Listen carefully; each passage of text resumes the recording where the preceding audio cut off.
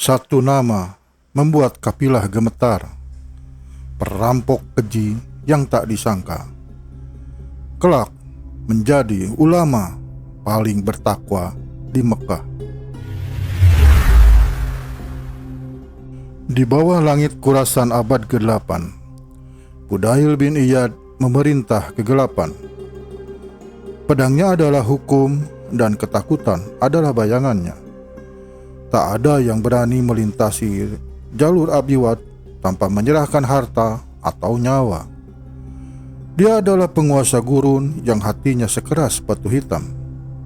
Namun, di balik jubah berdebu dan tangan yang berlumur dosa, sebuah takdir besar sedang menanti. Sebuah ayat yang akan meruntuhkan kesombongan sang singa padang pasir dan mengubah arah sejarah hidupnya selamanya. Reputasi Fudail adalah petaka di sepanjang jalur sutra. Namanya saja sudah cukup membuat kafilah dagang gemetar ketakutan. Ia adalah penguasa kegelapan yang menganggap emas dan perak sebagai segalanya. Namun, di sela kekejamannya, Fudail adalah sebuah paradok yang nyata. Ia melarang anak buahnya mengusik wanita atau menghabiskan seluruh harta orang yang sangat miskin. Seolah-olah jauh di lubuk hatinya yang paling kelam, masih tersisa satu titik cahaya kecil yang menolak untuk padam. Cahaya yang kelak akan membakar habis seluruh dosa-dosanya dan mengubah sang serigala gurun menjadi seorang hamba yang paling dicintai Allah. Malam itu, kesunyian menyelimuti sebuah desa kecil di pinggiran Abiwad.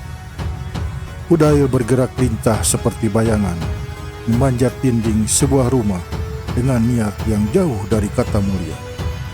Namun, saat jemarinya mencengkram tepian dinding, langkahnya tiba-tiba terhenti. Dari dalam rumah yang sederhana itu, sayup-sayup terdengar suara jernih yang melantunkan ayat suci di tengah keheningan malam yang pekat. Suara itu tidak hanya membelah kesunyian, tapi seolah menembus lapisan pelindung hati Fudail yang selama ini membatu. Ia terpaku di atas tembok, terjepit di antara kegelapan dunianya dan secercah cahaya yang baru saja menyentuh jiwanya. Suara itu melantunkan firman Allah. Belumkah datang waktunya bagi orang-orang yang beriman untuk tunduk hati mereka mengingat Allah? Kata demi kata menghantam jantung Fudail bagai petir yang menghancurkan karang. Pertanyaan itu menelanjangi semua dosa yang ia kumpulkan bertahun-tahun. Tubuhnya bergetar hebat dan air mata mulai membasahi pipinya yang kasar.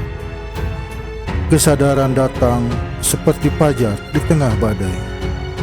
Dengan suara lirih ia menjawab, "Ya Tuhanku, sekaranglah saatnya." Detik itu, sang perampok telah mati. Ia turun dari dinding itu dengan jiwa yang baru, meninggalkan masa lalunya demi hidayah yang tak terduga. Fudail berlari menembus malam, lari dari bayang-bayang dosanya sendiri. Ia sampai di sebuah reruntuhan tempat para pedagang bersembunyi. Dari balik tembok, ia mendengar mereka berbisik ketakutan. "Kita harus berangkat sekarang, sebelum Fudail mencegat kita." Hati Fudail teriris. Ia pun menampakkan diri tanpa pedang. "Kalian aman," ucapnya parau. "Aku adalah Fudail dan aku telah bertobat." Di bawah langit fajar, ia memulai pengembaraan panjang. Ia tinggalkan harta haram dan tanah kelahirannya demi mencari ampunan di kota Mekah. Perjalanan seorang pendosa menuju cahaya baru saja dimulai.